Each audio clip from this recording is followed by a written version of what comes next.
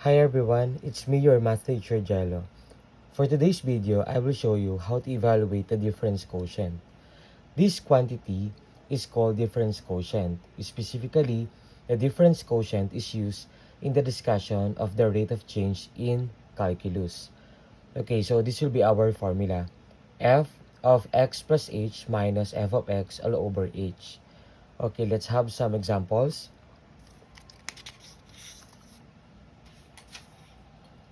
Find the difference quotient for each of the following function. So for number 1, the given is f of x is equal to 3x plus 1. Okay guys, ang gagawin lang natin, substitute muna natin si x plus h. So f of x plus h is equal to, of course, this will be our function. So magiging 3 times x plus h. Of course, plus 1. Okay, this will be our formula guys, or the equation for the function of x, 3x plus 1. So, yung x natin dito guys, okay, papalitan natin ng x plus h. So, replace x by x plus h. Then, simplify. So, 3 times x, 3x.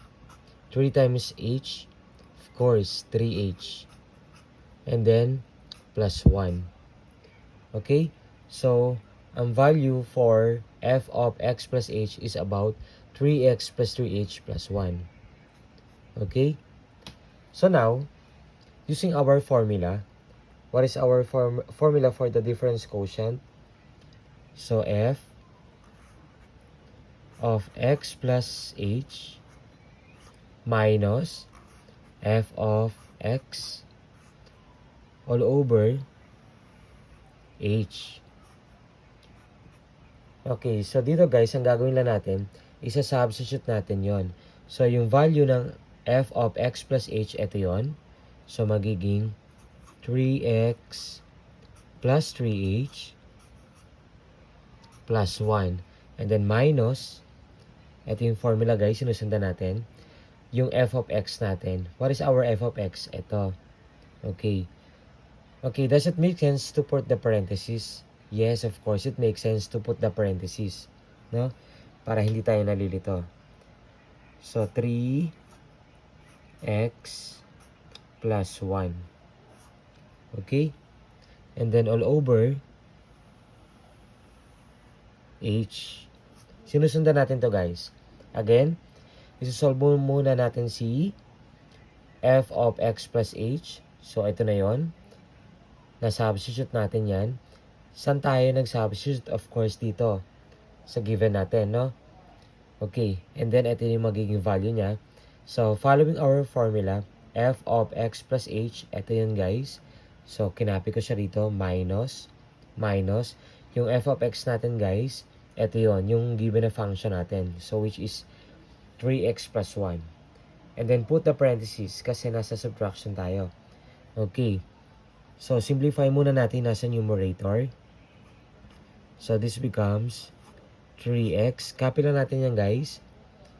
Plus 3h plus 1.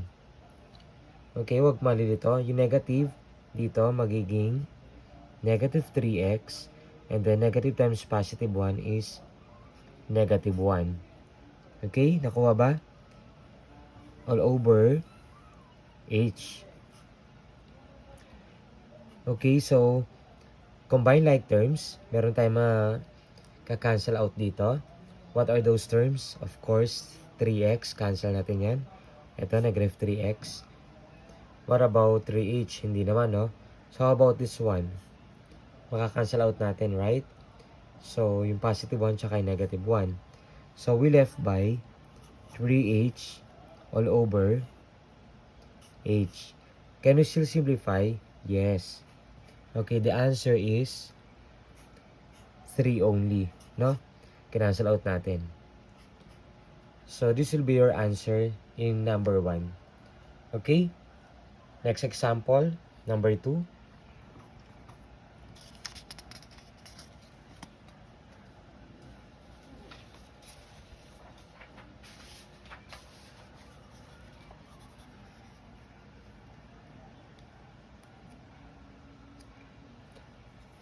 Okay, sa number 2, ang given natin ay f of x is equal to x squared. So, same procedure lang yung ginawa natin kanina. Okay, so kunin mo muna natin si f of x plus h. So, f of x plus h, yan, equals, of course, x squared. So, yung dito, gagawin nating x plus h. Okay, do not forget the exponent. So, magiging x plus h close squared. Okay? So, ito guys, using FOIL method, di ba, x plus h times x plus h. Okay, so x times x, of course, x squared, x times positive h, that is plus hx, right? H times x plus hx, h times h squared, right? And then by combining like terms, since x squared has no similar term, just bring down or copy. We have hx tsaka hx. So combine, magiging plus 2hx and then plus h squared. Okay? So kapag ito sinimplify natin, ito yung magiging sagot natin doon. Okay? So tatandaan natin yan. And then using our formula guys, so what will be our formula? Huwag kakalimutan, f times the quantity of x plus h minus f of x all over h. Ayan. Okay, so substitution tayo. So, ito yung value nan guys ay ito, right? So, walang problema dyan. Just substitute. Hindi natin ma-solve to hanggat hindi natin nakukuha to. Okay? So, magiging x squared plus, copy nyo lang yan guys, 2hx plus h squared. Of course, minus, what is f of x? Yung given natin, ito yan guys. So, x squared lang naman siya kahit wala na tong parenthesis. Okay? And then, all over, of course, h. Sinusundan natin to guys, yung ating formula. So, huwag kayong malilito. And then, combining like terms, ito pwede tayo mag-cancel out, no? Cancel out natin yan. How about this one? Of course, 2hx plus h squared all over h. Okay, can we still simplify? Ito, yung nasa numerator natin. Oo, pwede pa, no? So, by common monomial factoring, so, meron tayong h dito.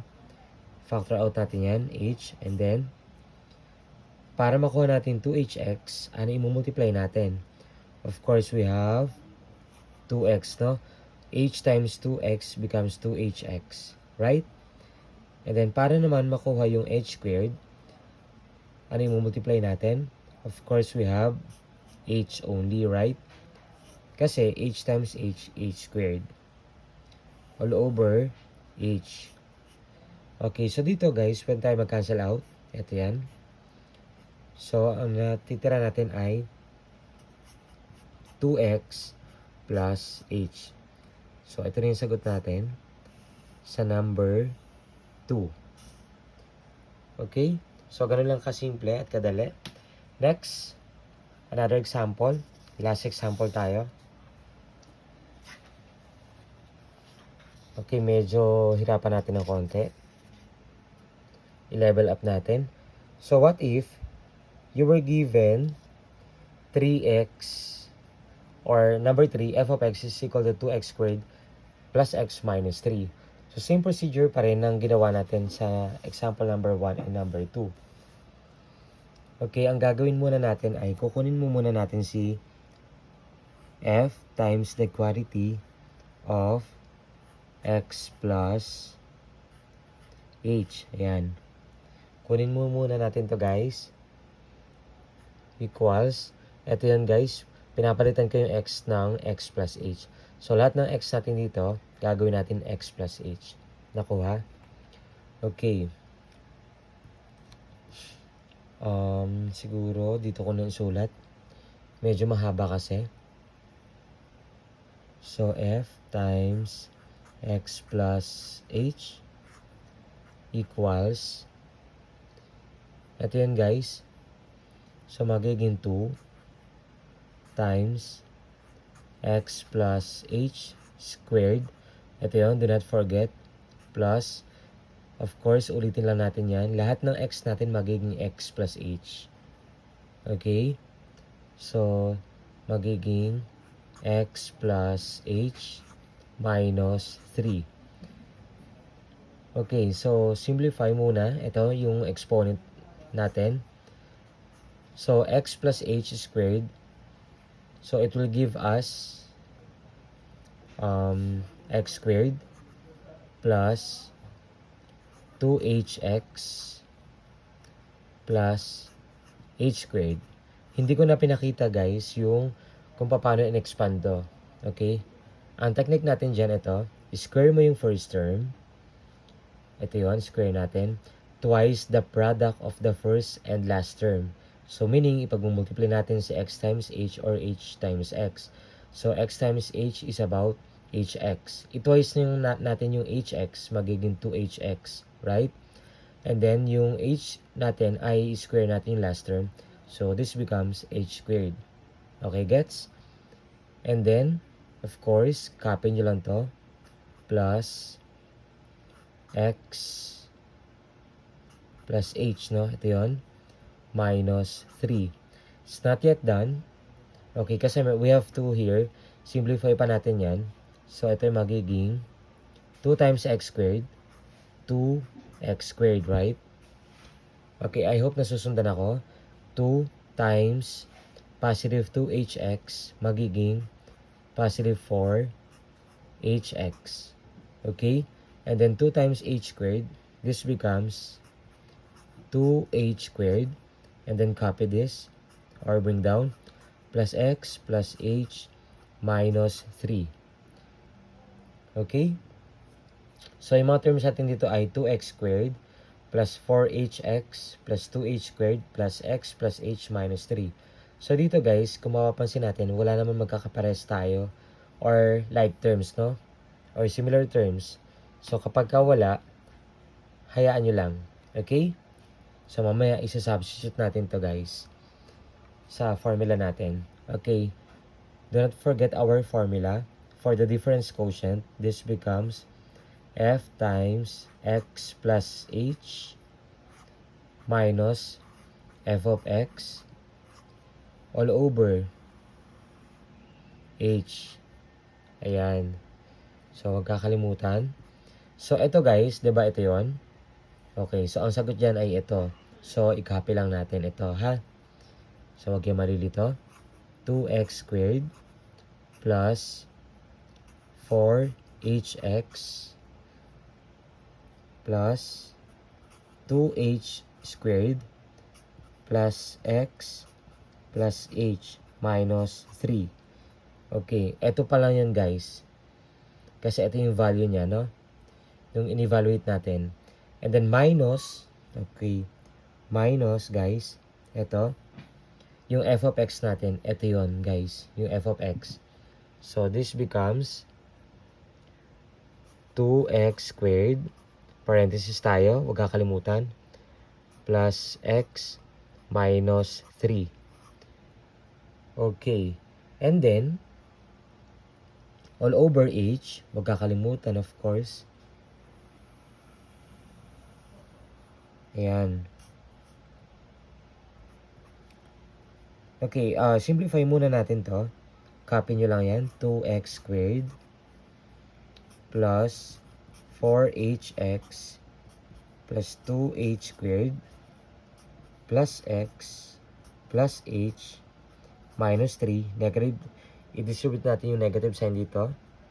So, this becomes negative 2x squared plus, negative times positive. So, magiging negative, ano to? Negative x.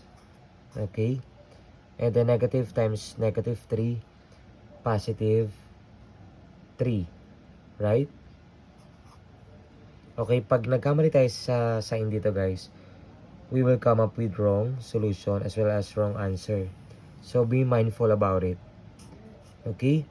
So, in this case guys, pwede tayo mag-combine ng like terms. Okay?